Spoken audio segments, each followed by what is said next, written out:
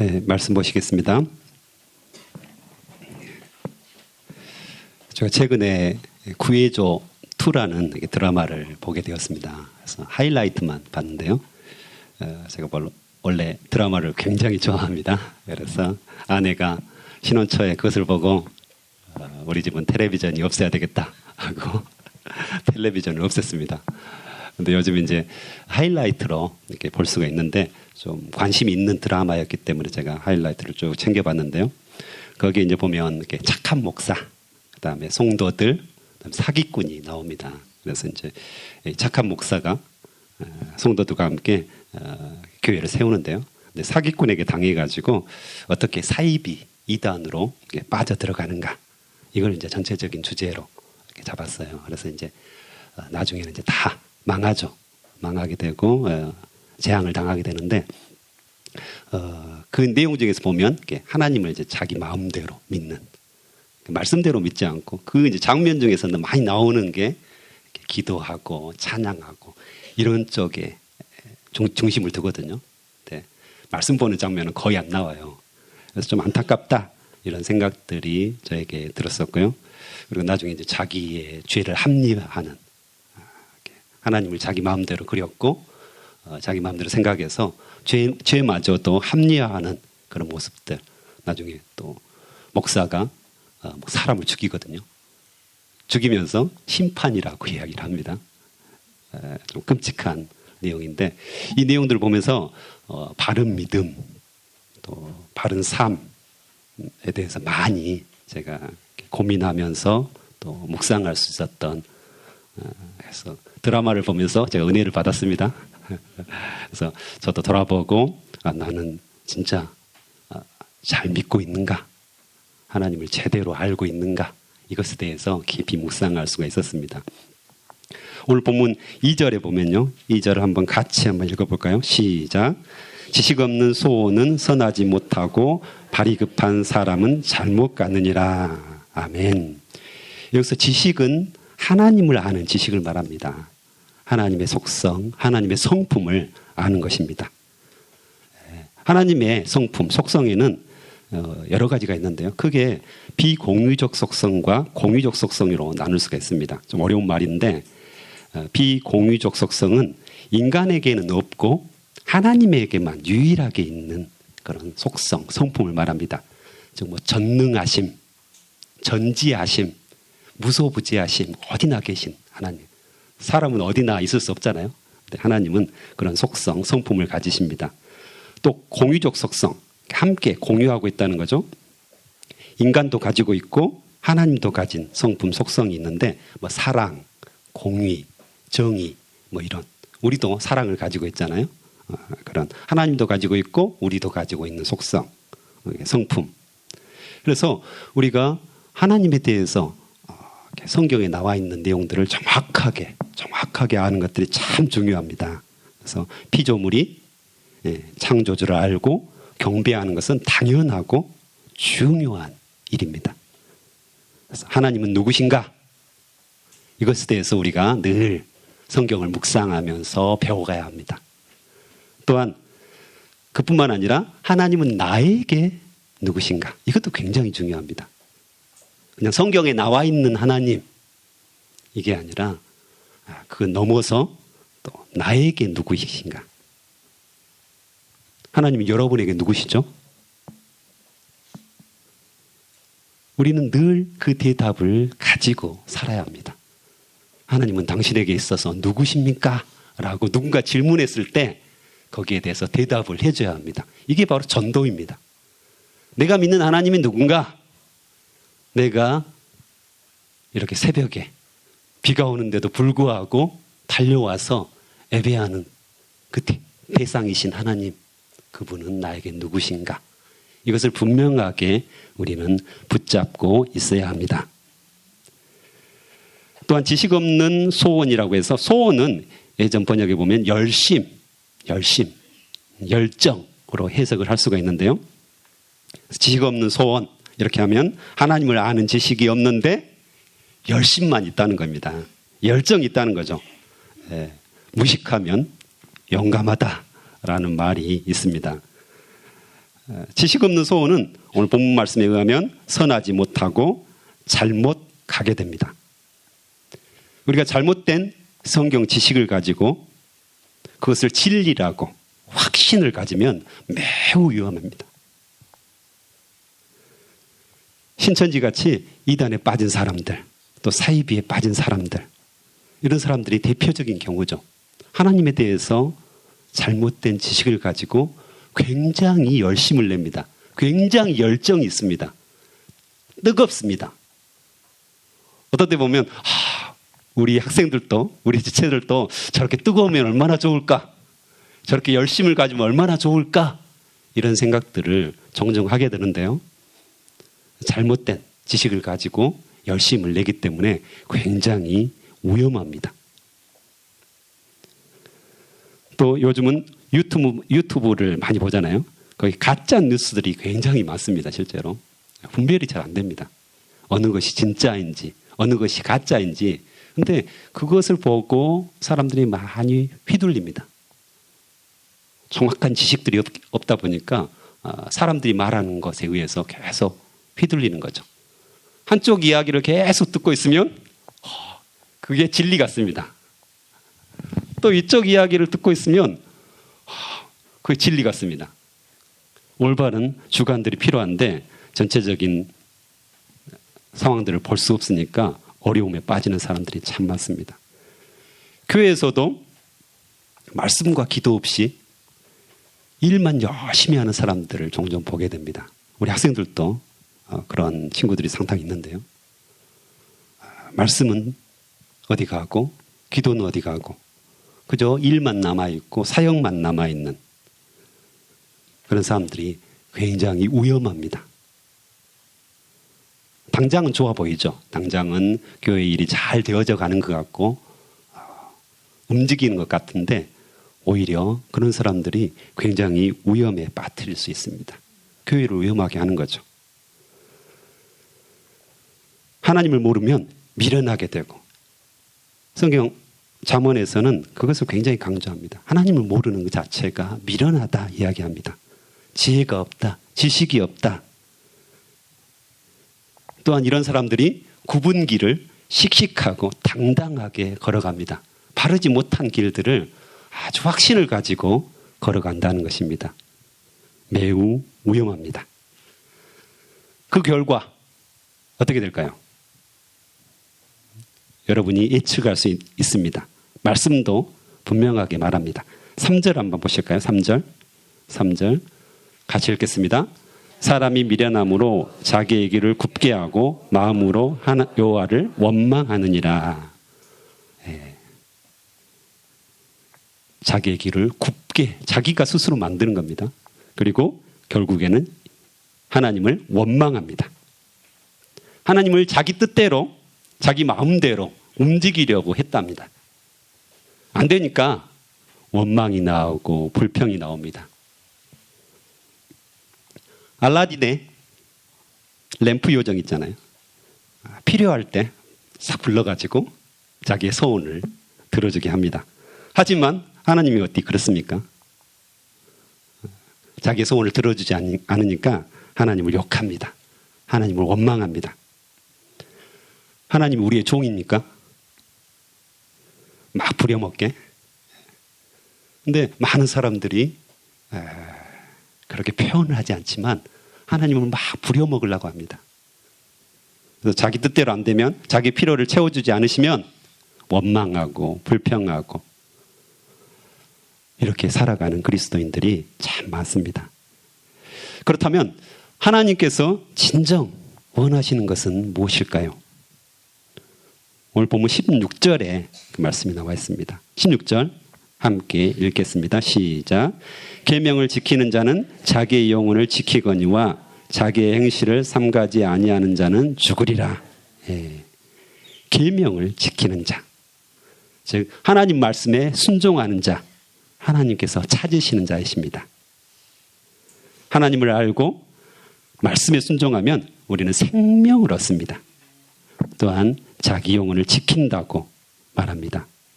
8절에도 보면 자기 영혼을 사랑하고 복을 얻게 된다고 성경은 분명하게 말합니다. 생명을 얻는 거죠. 말씀이 우리 안에 가득 채워졌을 때 어떤 의미일까요? 말씀이 로고스, 예수 그리스도시잖아요. 말씀이 우리 안에 가득 채워진다는 것은 생명이신 예수 그리스도가 내 안에 가득 참을 의미합니다. 자연스럽게 나는 생명을 얻게 된 거죠. 할렐루야. 자연스럽게 우리는 멸망에서 벗어나는 자들이 됩니다. 재앙에서 벗어나는 자들이 됩니다. 말씀이 우리 안에 가득할 때, 예수 그리스도가 우리 안에 가득할 때 우리는 풍성한 생명의 삶을 살 수가 있는 것입니다. 다 아시죠? 매일매일 말씀 묵상, 학가다. 어떻습니까? 하루 하고 하루 안 하고 뭐 특별한 변화가 있습니까? 오늘 같은 날 학가다를 안 해서 말씀 묵상을 안 해서 하늘에서 번개가 팍 쳐가지고 우리가 그럴 리 없습니다. 특별한 것 같지 않습니다. 특별하게 해도 안 해도 변화가 없는 것 같습니다. 이건 뭐 오늘 안 해도 특별할 일 없지라는 생각도 들고 당장 큰 일이 일어나지 않는 것 같습니다. 하지만 분명한 차이가 있습니다. 분명한 차이가 있습니다. 우리가 말씀을 계속해서 묵상하고 암송하고 읊조리고 이 자체가 차이가 있다고 성경은 분명하게 이야기합니다. 바로 생명하고 관련되어 있는 일입니다. 하나님을 아는 지식 그리고 말씀에 대한 순종이 여러분 안에 가득하기를 축원합니다. 생명의 반대는 뭘까요? 죽음이죠. 오늘도 이제 죽음에 대해서 또 재앙에 대해서 이야기를 쭉 하는데 우리가 인생의 바른 태도 갖지 않으면 재앙이라고 그 자체가 재앙이라고 말합니다. 자기가 재앙을 불러오는 겁니다. 하나님께서 막 재앙을 내리신다기보다는 자기가 잘못된 태도로 살았을 때 재앙이 막 스스로 이렇게 우리 안에 들어오게 된다고 또 우리가 스스로 그것을 붙잡게 된다고 이야기합니다. 몇 가지가 있는데요. 가난, 처음에 가난입니다. 가난. 4절에 보면 재물은 많은 친구를 더하게 하나 가난한 즉 친구가 끊어지느니라 이 말씀이 있고요.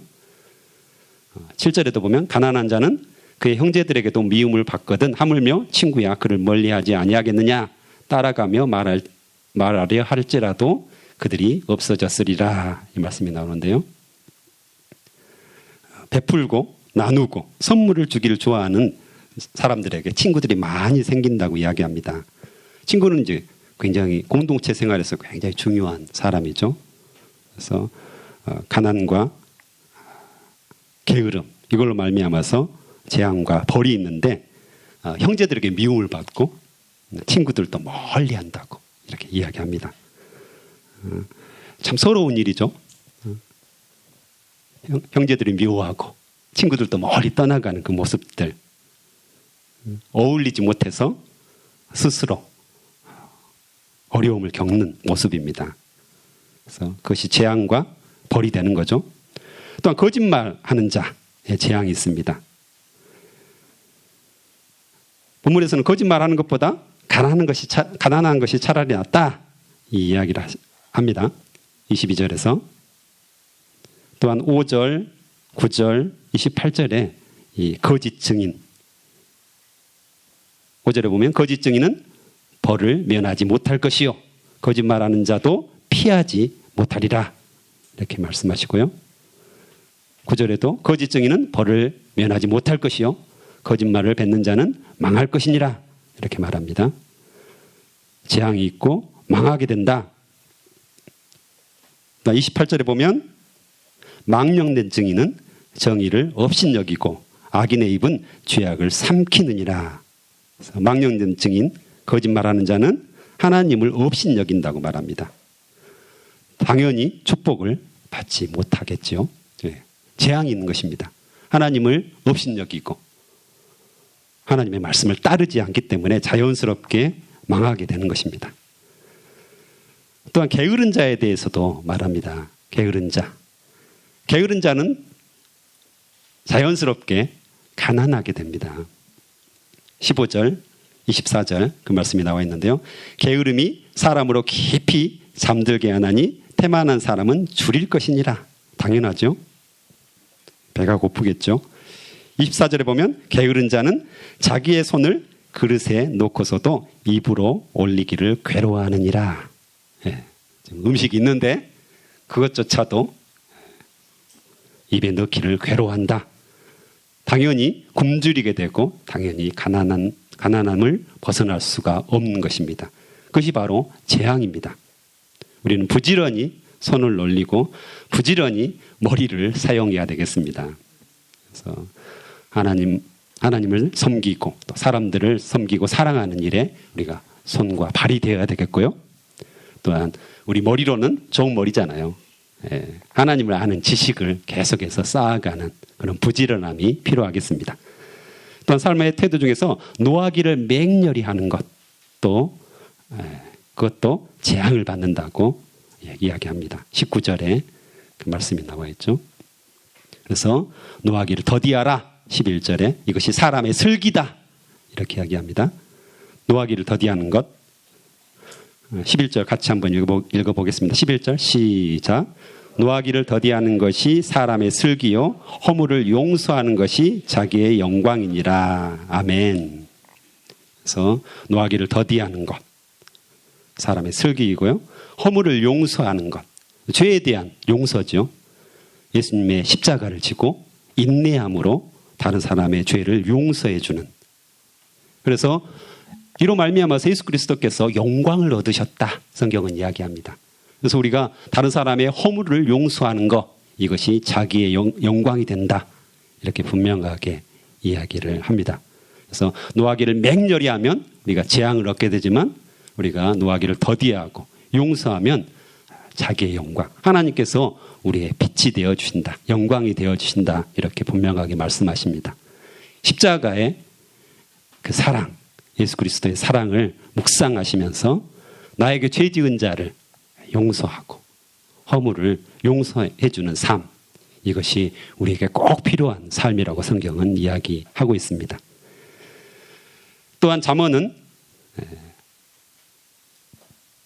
가정생활에 대해서 참 많은 이야기들을 합니다. 오늘 본문에도 역시 동일하게 나옵니다. 13절에 보면 미련한 아들은 아버지의 재앙이 된다고 이렇게 이야기하고요. 26절에도 또 이런 말씀이 나와 있습니다. 아비를 구박하고 어미를 쫓아내는 자는 부끄러움을 끼치며 능욕을 부르는 자식이니라. 말씀이 나오고요. 그래서 미련한 아들 가정에 재앙이 된다는 거죠. 또한 다투는 여인도 보면 13절 한번 읽겠습니다. 13절 같이 읽겠습니다. 시작. 미련한 아들은 그의 아비의 재앙이요 다투는 아내는 이어떨어지는 물방울이니라. 아멘. 그래서 이어떨어지는 물방울 이것은 이제 천정에서 물이 이렇게 새는 모습입니다. 그래서 다투는 여인 이것은 천정에서 지금 물이 샌다는 말은 무슨 말이죠? 지금 집이 곧 무너지게 생겼다 이 말이잖아요. 그래서 재앙이 된다는 것입니다. 재앙이 되어서 지금 집이 거의 무너지고 있다. 가문이 무너지고 있다. 가정이 무너지고 있다. 이 이야기를 합니다. 그래서 하나님의 말씀 묵상하고 순종하지 않고 이런 여인은 다투는 여인이고 집을 망하게 한다. 가정에 재앙이 된다. 이렇게 이야기합니다. 오늘 이제 여러 가지 삶의 태도, 바른 태도에 대해서 바른 태도를 살지 않으면 어떤 재앙들을 받는가 이 이야기들 했죠. 그래서 하나님을 모르는 자도 게을러 가난한 자도 노하기를 맹렬히 하는 자도 미련한 아들도 다투는 여인도 재앙과 벌을 피할 수 없다. 그런 사람들에게 계속해서 재앙이 내려온다. 스스로 그것을 자초한다. 이 이야기를 했습니다. 하지만 21절, 23절 한번 21절을 먼저 읽겠습니다. 시작. 사람의 마음에는 많은 계획이 있어도 오직 여호와의 뜻만이 완전히 서리라. 23절 여호와를 경외하는 것은 사람으로 생명에 이르게 하는 것이라 경외하는 자는 족하게 지내고 재앙을 당하지 아니하느니라. 아멘. 예, 재앙을 당하지 않는다. 하나님을 경외하는 자 생명을 얻고 재앙을 당하지 않는다. 분명하게 말씀하십니다. 또한 하나님의 뜻만 온전하게 설 것이다. 이렇게 분명하게 말씀하십니다. 우리가 하나님을 경외하고 하나님 앞에서 하나님을 아는 지식에 따라서 그 말씀에 순종하고 따라가면 우리는 생명을 얻게 되고 재앙에 이르지 않을 것이다. 분명하게 말씀을 하십니다. 우리는 말씀 묵상 또한 그 말씀대로 순종하는 삶을 살아야 되겠습니다. 헛된 지식, 내가 만든 하나님 이것에 나의 목숨을 거는 것이 아니라 성경에서 어떻게 말씀하시는가? 하나님은 누구신가? 이것들을 분명하게 우리가 알아야 된다는 것입니다. 특별히 이제 말씀 보는 법들, 공부하는 법들은 몇 가지로 나눌 수가 있는데요. 저희 집에서 제가 이제 이 설교를 마치고 돌아가면 성경 통독을 합니다. 가족이 모여서 요즘은 아주 최첨단 기술들이 많습니다. 그래서 다 녹음이 되어 있습니다. 그래서 그 녹음도 다 잘라져 있습니다. 그래서 하루 분량 이 정도. 그래서 예전에는 1년에 2독을 했습니다. 저희가 가족이. 근데 아이들이 좀 어려워했어요. 하루에 한 30분 정도를 이렇게 들으면서 이렇게 묵상 체크해야 되거든요. 그래서 어려워해서 요즘은 1년 1독으로 바꿨습니다. 그래서 이제 끝나고 나면 가족들이 둘러서 이렇게 녹음된 것을 들으면서 체크하면서 말씀 통독을 합니다. 굉장히 중요하죠. 말씀을 창세기부터 요한계시록까지 쭉 읽으면서 시대별로 어떤 일들이 일어났는가 이런 것들을 알아보는 것입니다. 또한 여러분이 많이 하고 있는 큐티, 말씀 묵상을 또 하게 됩니다. 또 암송, 학가다. 예. 저희 아이들은 이제 잠언을 전체를 암송하게 했었습니다. 그래서 학가다뿐만 아니라 예전에 잠언을 암송하는 그런 시간도 있었는데요. 그런 프로그램을 통해서 암송하는 것. 세 번째로 굉장히 중요하죠. 또 이것까지 대부분 하고 계시죠? 근데 또 말씀 연구가 필요합니다. 말씀 연구가 필요합니다. 말씀이 쉽지 않습니다. 맞죠? 그냥 한번 쭉 읽어가지고는 이게 뭔 말인지 도대체 모르겠습니다. 목사인 저도 때로는 이 말씀이 무슨 말씀일까? 라는 때가 있습니다. 실제로. 그래서 그때는 다른 번역도 보고요. 그다음에 성경 사전도 찾아보고요. 단어의 뜻도 한번 찾아보고요. 벌써 2000년 넘게 지났기 때문에 우리가 이해할 수 없는 그 문화적인 배경, 역사적인 배경 알아야 될 것이 생각보다 많습니다. 그래서 우리가 스스로 뭐 연구하고 막 찾기는 어렵지만 다른 사람들이 이미 굉장히 많은 것들을 연구해 놨습니다. 그거 가져다가 참고하면서 비교하면서 이 말씀이 왜 그런가 이렇게 연구하는 것들 굉장히 중요합니다. 요즘은 평신도들도 생각보다 많은 분들이 성경 연구를 하고 있습니다. 심지어는 히브리어, 헬라어 공부를 해가지고 원어 연구를 하는 분들도 저는 보았습니다. 그래서 그만큼 하나님을 알고자 하는 열망, 하나님을 아는 지식에 대한 갈급함들이 우리 안에 있어야 되겠습니다. 바르게 알고자 하는, 그래서 바르게 순종하고자 하는 그런 열정들이 우리 안에 있어야 된다는 것입니다. 하나님의 말씀을 우리 안에 가득 채우고자 하는 소망, 하나님은 늘 그것을 우리에게 주십니다. 조금이라도 멈출 수 없는 일이죠. 다른 어떤 것보다 우선순위를 가지고 내 안에 주의 말씀을 채워주시옵소서. 제가 그 말씀대로 순종하겠습니다. 이게 우리의 소망이 되었으면 좋겠습니다. 함께 기도하겠습니다.